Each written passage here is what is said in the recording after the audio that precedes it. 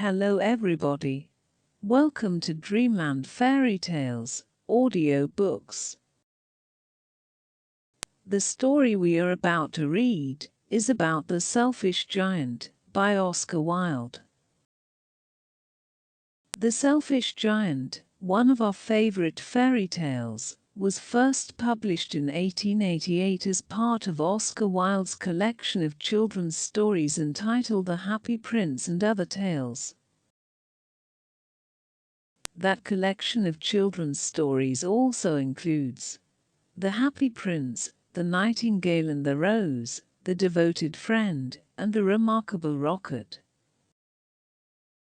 The Selfish Giant is a short fantasy story for children by the Irish author Oscar Wilde.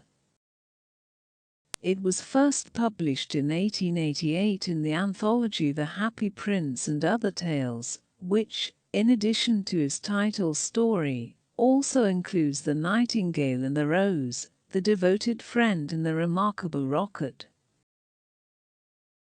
The story revolves around a giant who builds a wall to keep children out of his garden, but learns compassion from the innocence of the children. The short story contains significant religious imagery. Let us begin the story.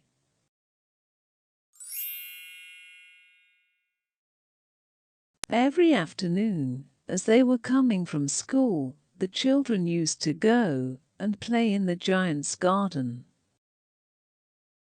It was a large, lovely garden with soft green grass. Here and there over the grass stood beautiful flowers like stars, and there were 12 peach trees that in the springtime broke out into delicate blossoms of pink and pearl, and in the autumn bore rich fruit. The birds sat on the trees and sang so sweetly that the children used to stop their games in order to listen to them. "How happy we are here," they cried to each other. One day the giant came back. He had been to visit his friend the Cornish ogre and had stayed with him for 7 years. After the 7 years were over, he had said all that he had to say, for his conversation was limited, and he determined to return to his own castle. When he arrived, he saw the children playing in the garden. "What are you doing here?" he cried in a very gruff voice, and the children ran away. "My own garden is my own garden," said the giant. "Anyone can understand that, and I will allow nobody to play in it but myself." So he built a high wall all round it and put up a notice board. "Trespassers will be prosecuted." He was a very selfish giant. The poor children had now nowhere to play. They tried to play on the road, but the road was very dusty and full of hard stones, and they did not like it. They used to wander round the high wall when their lessons were over and talk about the beautiful garden inside. "How happy we were there," they said to each other. Then the spring came, and all over the country there were little blossoms and little birds. Only in the garden of the selfish giant it was still winter. The birds did not care to sing in it as there were no children, and the trees forgot to blossom. Once a beautiful flower put its head out from the grass, but when it saw the notice board it was so sorry for the children that it slipped back into the ground again and went off to sleep. The only people who were pleased were the snow and the frost. "Spring has forgotten this garden," they cried, "so we will live here all the year round." The snow covered up the grass with her great white cloak, and the frost painted all the trees silver. Then they invited the north wind to stay with them, and he came. He was wrapped in furs, and he roared all day about the garden, and blew the chimney pots down. "This is a delightful spot," he said. "We must ask the hail on a visit." So the hail came. Every day for 3 hours he rattled on the roof of the castle till he broke most of the slates, and then he ran round and round the garden as fast as he could go. He was dressed in grey, and his breath was like ice. "I cannot understand why the spring is so late in coming," said the selfish giant, as he sat at the window and looked out at his cold white garden. "I hope there will be a change in the weather." But the spring never came, nor the summer. The autumn gave golden fruit to every garden, but to the giant's garden she gave none. "He is too selfish," she said. So it was always winter there, and the north wind, and the hail, and the frost, and the snow danced about through the trees. One morning the giant was lying awake in bed when he heard some lovely music. It sounded so sweet to his ears that he thought it must be the king's musicians passing by.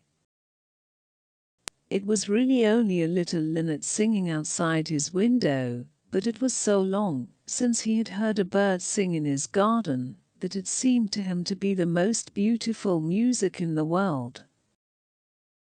Then the hail stopped dancing over his head, and the north wind ceased roaring, and a delicious perfume came to him through the open casement.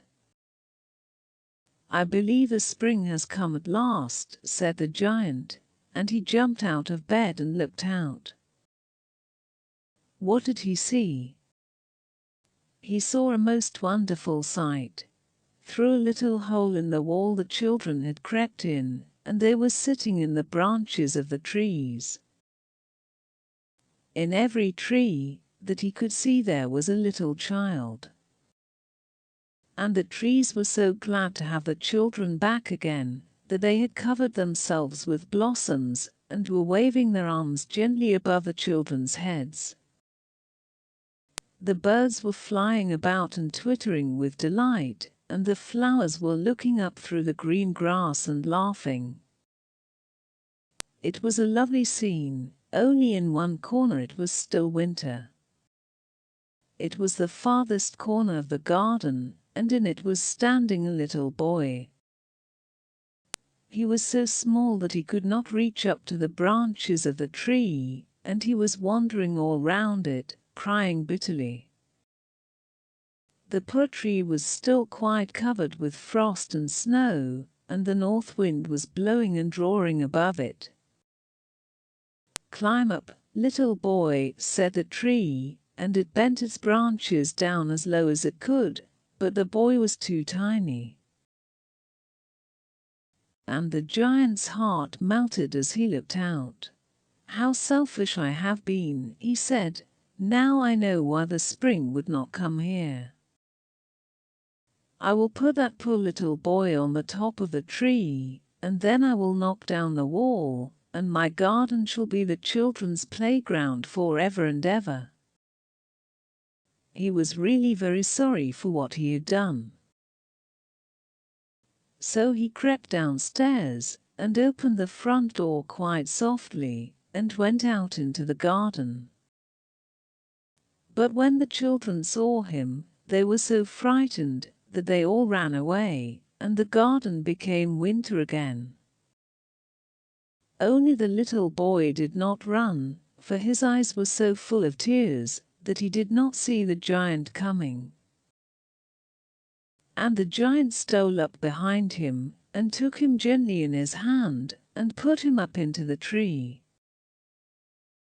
And the tree broke at once into blossom, and the birds came and sang on it, and the little boy stretched out his 2 arms and flung them round the giant's neck and kissed him. And the other children, when they saw that the giant was not wicked any longer, came running back, and with them came the spring. "It is your garden now, little children," said the giant, and he took a great axe and knocked down the wall. And when the people were going to market at 12 o'clock, they found the giant playing with the children in the most beautiful garden they had ever seen.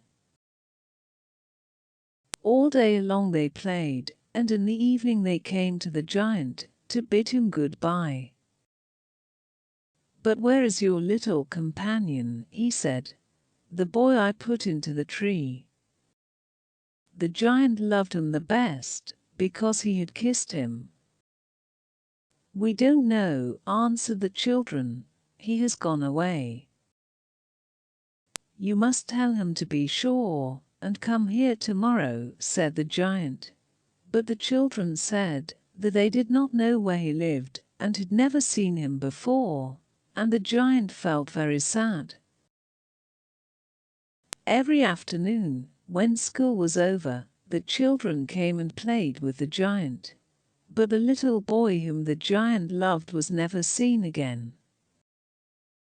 The giant was very kind to all the children, yet he longed for his first little friend, and often spoke of him. "How I would like to see him," he used to say. Years went over, and the giant grew very old and feeble. He could not play about any more, so he sat in a huge armchair and watched the children at their games, and admired his garden. "I have many beautiful flowers," he said, "but the children are the most beautiful flowers of all." One winter morning he looked out of his window as he was dressing. He did not hate the winter now, for he knew that it was merely the spring asleep, and that the flowers were resting. Suddenly he rubbed his eyes in wonder, and looked and looked. It certainly was a marvelous sight. In the farthest corner of the garden was a tree quite covered with lovely white blossoms. Its branches were all golden, and silver fruit hung down from them, and underneath it stood a little boy he had loved. Downstairs ran the giant in great joy, and out into the garden.